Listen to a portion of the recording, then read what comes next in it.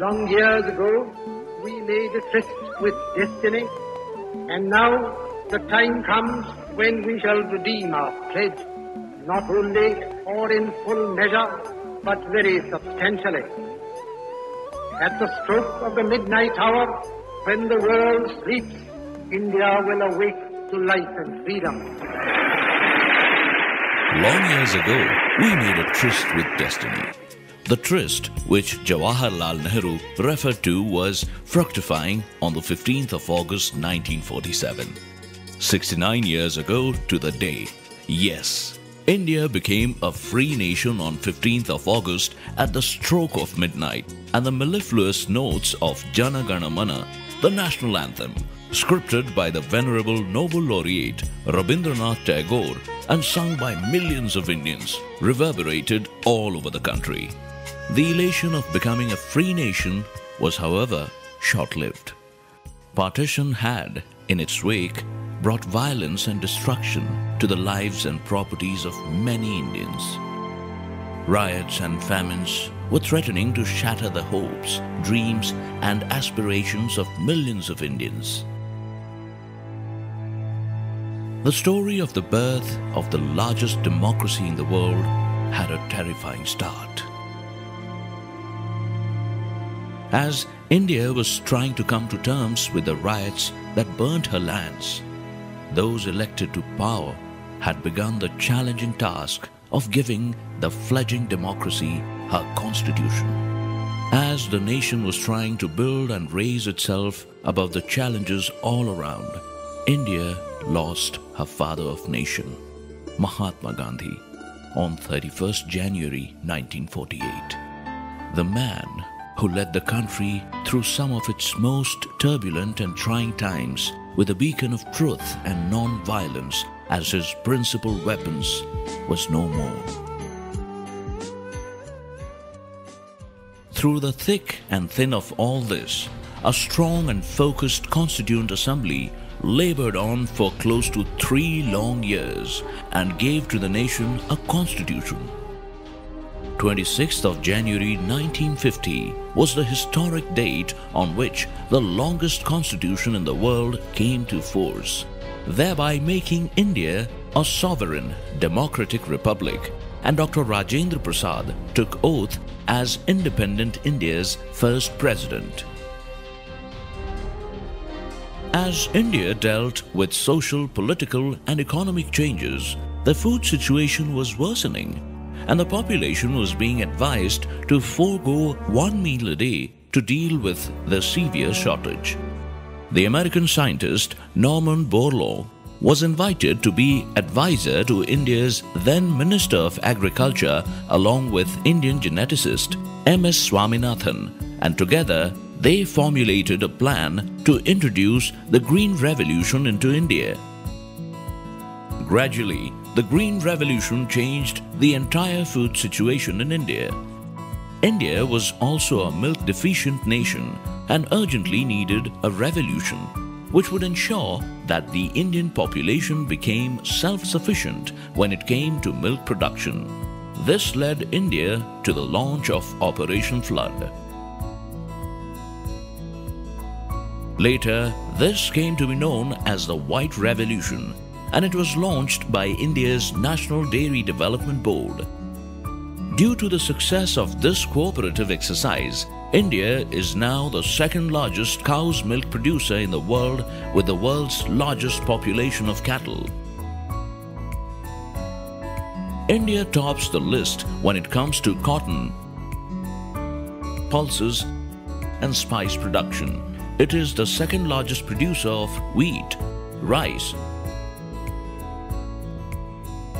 sugar, groundnut, and inland fish, and frequently ranks amongst the top 10 countries in the world in the production of cashew nuts, coconuts, tea, ginger, turmeric, and black pepper. As the country was making giant leaps towards securing her food supply, her northeast boundaries were being threatened. The Sino-Indian War of 1962 proved to be a huge challenge for the army. The lessons learned from the war led India to modernize her military. India has since never looked back and continues to constantly enhance her army, navy, and air force. Indian troops have been an integral part of the UN peacekeeping forces, and during the 1960-62 Katanga rebellion in DRC, it was India's Gurkha regiment that was sent to maintain peace. In the background of several social, economic and technological successes that India was celebrating, the shadow of war was creeping upon the nation once again in 1971. This time, the result of the war was the creation of a new neighbor of India, Bangladesh. India has the unique distinction of being a nation that has never invaded or initiated war with any other nation. And by signing a friendship treaty with the newly formed Bangladesh, India continued this amazing and unique legacy. While India continued to make strides in the military field, including becoming a nuclear state after the success of Smiling Buddha in 1974, the country also moved closer to achieving new triumphs in the field of space science.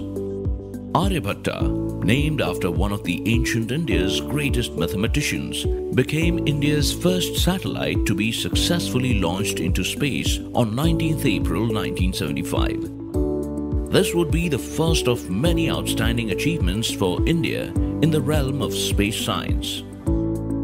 1979 saw Mother Teresa win the Nobel Peace Prize. A year later, in 1980, the Indian hockey team won gold at the Olympics. 1982 saw the 9th Asian Games being hosted by India in New Delhi. This became the first event that Indians enjoyed watching in color on their television sets. This came not a moment too soon, for it allowed countless Indians to watch in full color as India won her first World Cup in 1983 under Captain Kapil Dev. Although India was beginning to make a mark on the international arena, India had been suffering from economic issues due to a closed economy. Slowly and steadily, the economic position of India was declining as the 90s approached. The then Prime Minister, Mr. P.V. Narasimha Rao, in the year 1991, took the decision to open up India's economy by going in for economic liberalization. The gravity of the situation can best be understood by a report of then that India did not even have foreign exchange to last her for a fortnight. Thus, the opening of the economy was an extremely important decision in the nation's economic destiny. With a newly opened economy, India started making rapid strides in various areas throughout the 90s. On the military front, during the Republic Day Parade in 1994, India rolled out the short-range Prithvi missile. 1994 saw Indian women make a mark at international events. Sushmita Sen became the first Indian woman to bag the title of Miss Universe, and Aishwarya Rai won the Miss World pageant. A year later, Bollywood released the record-breaking film Dilwale Dulhaniya Le Jayenge, a film that became the longest-running film in Bollywood's history. A liberalized economy also led to India becoming a WTO member in 1995. Research on the Indian economy also won noted Indian origin economist Amartya Sen a Nobel Prize in Economic Sciences in 1998. The Indian elections, meanwhile, saw major changes with electronic voting machines being introduced in 1999 and eventually becoming widespread across the largest democracy in the world. However, the end of the 90s saw tensions erupting between India and Pakistan as war was declared. The war officially came to an end when Prime Minister Atal Bihari Vajpayee declared Operation Vijay a success and India regained control over Kargil. India entered the new millennium. This new millennium would prove to be a period of amazing achievements for the country. The year 2000 saw Indian beauties bagging all 3 international titles. Miss Universe for Lara Datta, Miss World for Priyanka Chopra, and Miss Asia Pacific for Dia Mirza. And in 2016, Rohit Khandelwal became the first Indian and Asian to win the title of Mr. World. India also worked towards providing security of work and income to its citizens by enacting the National Rural Employment Guarantee Act in 2005. Under this ambitious act, millions of Indians continue to benefit with schemes that involve financial inclusion and financial literacy. 2007 was again an important year. Vishwanathan Anand became the undisputed world champion in chess. In the context of India-DRC relations, 2008 saw President Joseph Kabila Kabange visiting India to participate in the first India-Africa Forum Summit and holding bilateral talks with the then Prime Minister of India, Dr. Manmohan Singh. The same year, Tata acquired Jaguar and Land Rover, 2 British automobile manufacturing companies. With this, Tata ranked 57 amongst the world's top 100 brands. Incidentally, Tata Motors and Mahindra both have a presence in DRC since 2010. In fact, India has the distinction of being ranked second in the world as the largest producer of small cars. Indian companies like Bharti Airtel have also entered the DRC and their presence is there for everyone to see. In 2008, India broke a world record by sending as many as 10 satellites into orbit in a single launch. This was also a time when the world's most promising developing nations decided to form an association, namely BRICS. India is an integral part of this association of fast-growing countries. Through mutual cooperation and shared interests, the BRICS countries have been working together since 2009 towards a better and brighter future. Some remarkable achievements were also registered in 2008 in the field of sports and literature. Shooter Abhinav Bindra became the first Indian to win an individual gold medal at the Olympics. Wrestler Sushil Kumar and boxer Vijayendra Singh both won bronze at the Beijing Olympics. And in the world of cricket, Sachin Tendulkar became the leading scorer in Test cricket and also became the first batsman to score 12,000 runs in Test cricket. 2008 certainly was a big year for Indian sports. But 2008 will also be remembered as the year when India's Aravind Adiga was awarded the Man Booker Prize for his debut novel, The White Tiger. While the year 2008 was memorable for its many achievements, it was also a year which would go down in history for the dastardly attacks on Mumbai. The series of attacks that took place in November 2008 was the handiwork of 10 members of Lashkar-e-Taiba, an Islamic militant organization based across India's borders. The attacks, which drew widespread global condemnation, began on 26 November and lasted till 29 November 2008, killing in its wake 164 people and wounding at least 308. And this included several innocent foreigners and Indians. As India came to terms with the reality of terrorism on its soil, the next year saw A.R. Rahman, winning 2 Academy Awards for his work in the film that went on to become a worldwide sensation, Slumdog Millionaire. In 2010, India launched an ambitious biometric census. This was easily the largest and most challenging census in the world. This was also the year that India hosted the Commonwealth Games in Delhi, which proved to be India's most successful till date, as the medal tally won by Indian athletes was the highest ever. The first decade of the new millennium thus brought with it a period where India took massive steps towards growth in every field and settled firmly on the path towards becoming a globally powerful and successful economy. As far as developments on the India DRC front are concerned, 9 DRC officials benefited from various training courses offered under India-Africa Forum Summit 1. A similar facility was availed by 8 and 5 officials, thereby strengthening the collaboration between the two nations. Another initiative worth mentioning was the training received by 5 Congolese women in solar electrification and water courses at the Barefoot College, Rajasthan during 2010-11.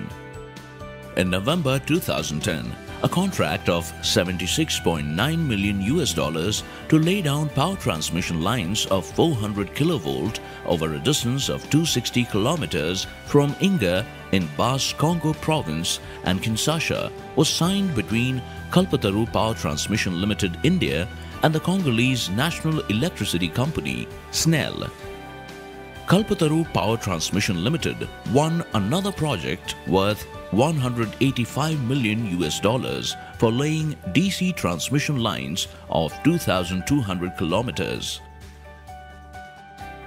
Also, KEC International, another Indian company, signed a $40 million agreement with SNEL for the supply and installation of 2,200 kilometers of optical power ground wire on the existing 220 kilovolt and 500 kilovolt transmission lines. The Government of India, through the Instrument of Lines of Credits, is extending or has extended assistance worth more than $500 million to the government of the DRC in various hydroelectric power projects, cement plants, and also in acquisition of buses. As far as capacity building programs are concerned, under the ITEC program, more than 150 Congolese in the last 4 years alone have undergone training in India and have added value to the Congolese society. Besides these, the Government of India has also been offering fully paid scholarships to young Congolese students to pursue their undergraduate and even postgraduate studies in various disciplines ranging from humanities and commerce and accountancy to business administration in India. 2011 brought with it another World Cup win for the Indian cricket team under the leadership of India's most successful captain to date, MS Dhoni. Just a year later, in 2012, Mary Kom won bronze in the Olympics, bringing a fresh breath of air into women's sports in India. Her amazing achievement also led to a film being produced in Bollywood. 2013 saw grand celebrations as Indian cinema completed 100 years. The multifaceted world of Indian cinema has given the world creative luminaries like Satyajit Ray, Raj Kapoor, Amitabh Bachchan, Rajnikant and Shah Rukh Khan, who have brought great laurels to the country. Indian films and personalities have been a source of pride for the country, and in recent years, the impact made by them on the world stage has been phenomenal. Given India's unique and diverse geographical features that include everything from the lofty Himalayas to grand deserts, pristine beaches and historical wonders, the tourism industry received a much-deserved boost.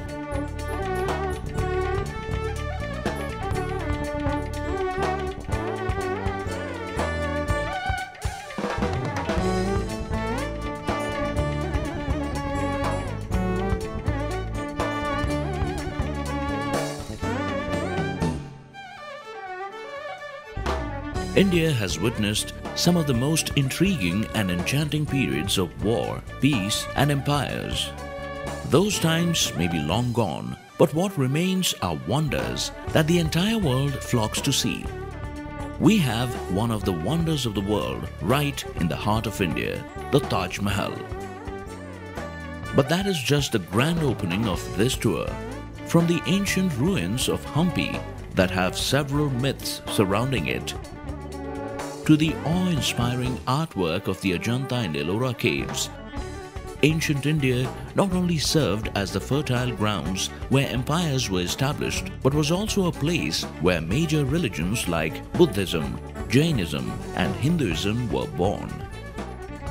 Temples like the Madurai Temple and Buddhist stupas like the ones at Sachi and Sarnath attract not only the religious but also those who seek to be humbled by the sheer beauty of what lies before them. India certainly enjoys the presence of tourists who seek to experience the timeless wonders of the country. But India has also quickly become a much sought-after destination for medical tourists due to its world-class medical facilities, well-trained medical professionals, and affordable costs.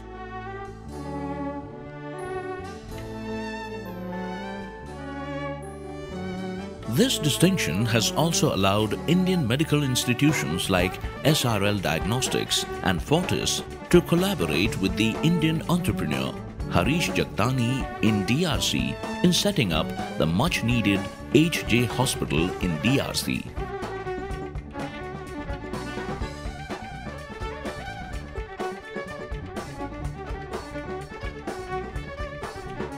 DRC also sources a large percentage of their pharmaceutical imports from India. In 2008-09, DRC received a 1 million loan from India for the supply of medicines. India has a very deep-rooted culture and has been happy to share the same with other countries including Democratic Republic of Congo. India and DRC have a cultural cooperation agreement. A 12-member dance and music group from the National Festival of Gungu, Fesnag, visited India from February 1st to 15th, 2012 and February 1st to 15th, 2013 and again from February 1st to 15th, 2016 to participate in the Surajkund Crafts Mela. A 12-member Rajasthani music and dance group had earlier visited DRC from July 17th to 27th, 2012 and performed in Kinshasa and Fesnag, Gungu and Bandundu province. And very recently a 15-member Manipuri dance troupe from the Indian Council of Cultural Relations along with local dancers performed to packed audiences in Kinshasa and Lubumbashi in June 2016.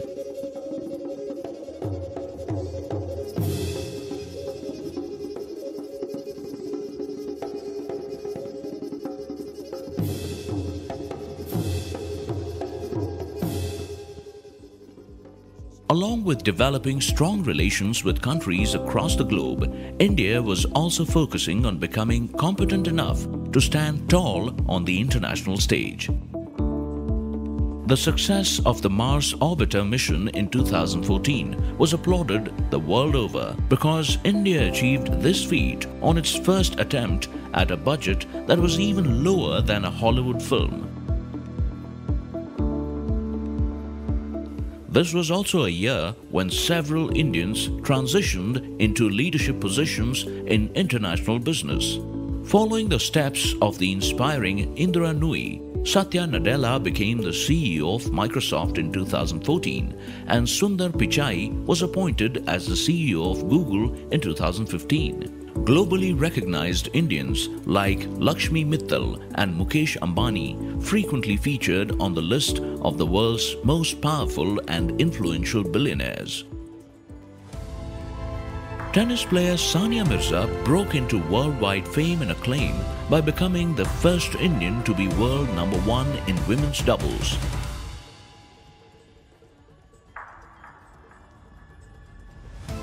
2015 also saw the first International Yoga Day being held and celebrated the world over. Incidentally, the International Yoga Day was also celebrated recently in Kinshasa.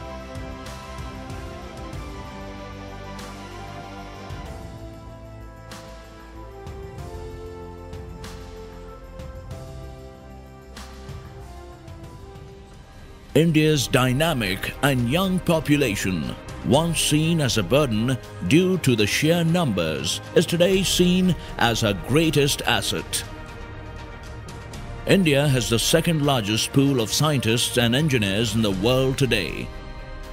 India also radically liberalized the FDI regime, making India the most open economy in the world of FDI. With programs that take concrete steps towards improvement like Make in India, Skill India, Digital India, Smart Cities and Swachh Bharat Abhiyan, and inviting international giants to invest in the country, India is well and firmly placed on the path of becoming one of the world's shining economies, with a current growth rate of an amazing 7.5%. As an emerging worldwide market for consumer goods, as well as a rich pool of talent, the last 25 years have been truly incredible for India, and India's peace-loving and forward-looking culture will continue to take the country to new and greater heights.